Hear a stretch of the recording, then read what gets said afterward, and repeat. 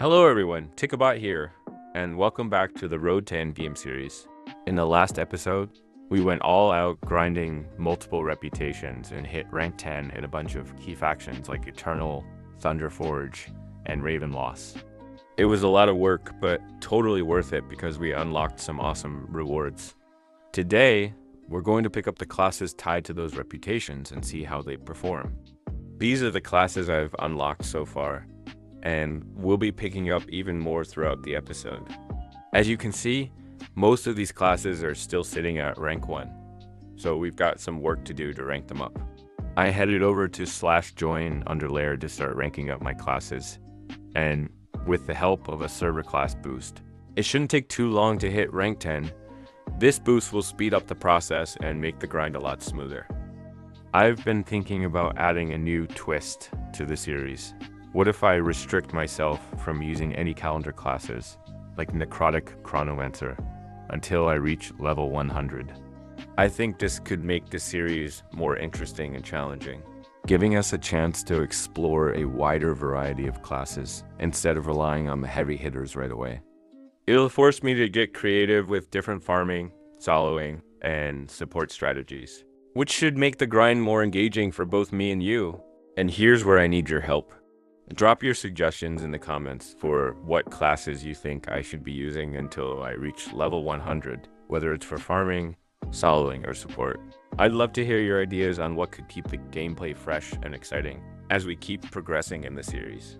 While grinding my classes to rank 10, I came up with the idea of doing some Legion token farming at the same time. So I headed over to join Legion Arena, accepted the first class entertainment quest, and started leveling up my classes while farming for Legion tokens. And with the map packed full of players, I didn't have to do much. Just land a few hits on the Legion Fiend Rider to complete the quest and keep the tokens rolling in, all while ranking up my classes. It's a pretty efficient way to tackle both goals at once. And once I got my Doom Knight class to rank 10, I decided to head over to /join underworld to check out Deja's merge shop with a good stash of Legion tokens in hand.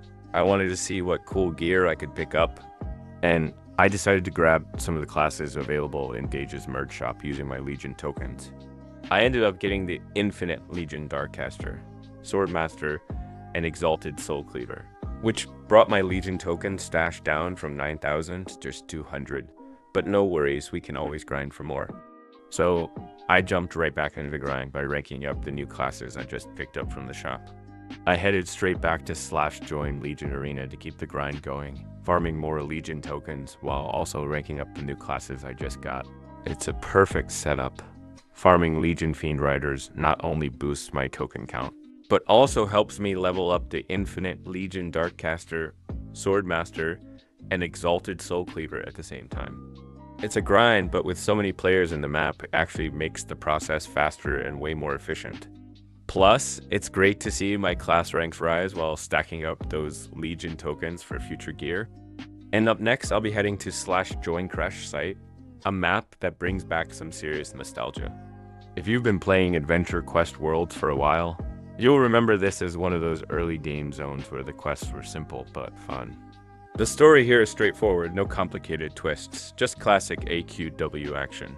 We'll be taking on a few easy quests while aiming to unlock the Enforcer class, and snag the Protosatorium and Rust Bucket class from the boss drops. Let's dive into those memories and see what we can grab along the way. And for now, I'll be using the Eternal Inversionist as my main farming class, and Beastmaster for soloing tougher fights. But if you've got any better class suggestions from ones I already own, feel free to drop them in the comments, and I'm always open to trying out new strategies. Alright, we got the Enforcer class and the Proto-Sartorium, but no luck with the Rust Bucket class this time. That's fine though, we're moving on and jumping right into the next part of the episode. On the next part, we're doing the Chaos Lord Discordia storyline, and our first stop is Stairway to Haven. This area is packed with musical references, so keep an eye out for those band and song parodies while we quest. If you're ready, let's dive into the storyline.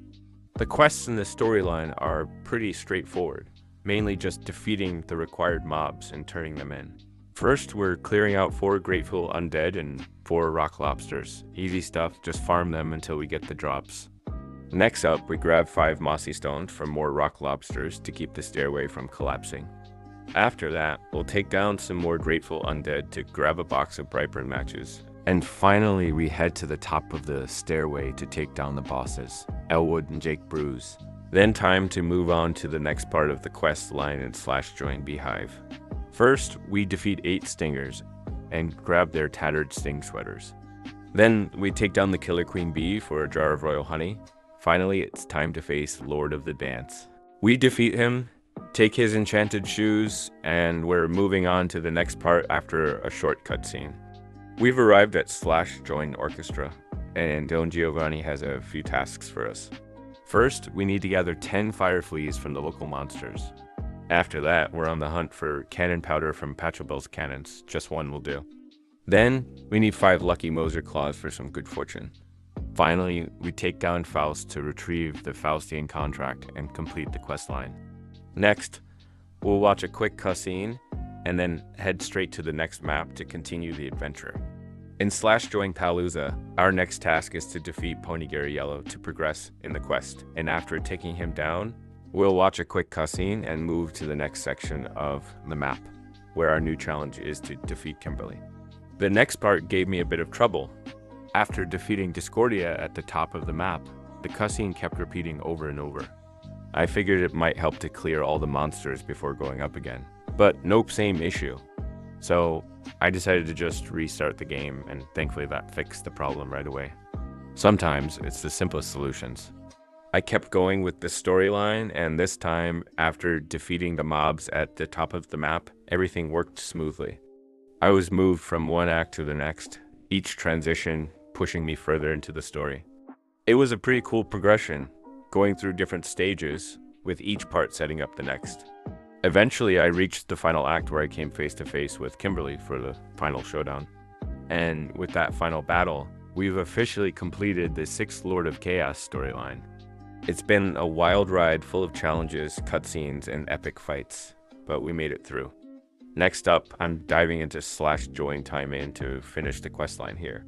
I haven't unlocked the daily ultras yet, but that's my next goal, unlocking Ultra Ezrajal, Ultra Warden, and Ultra Engineer.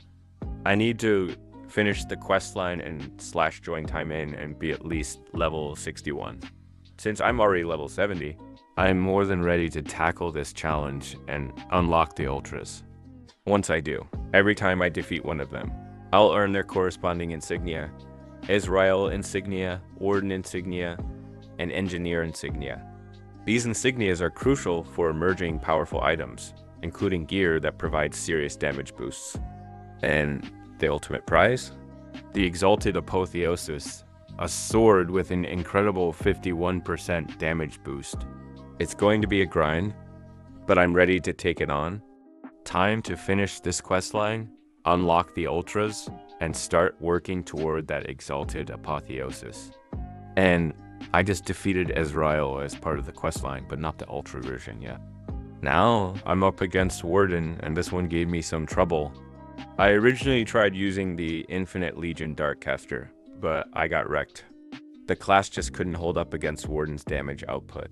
So I switched to Beastmaster instead, and it made all the difference. Beastmaster has some seriously strong survivability, which is perfect for boss fights like this.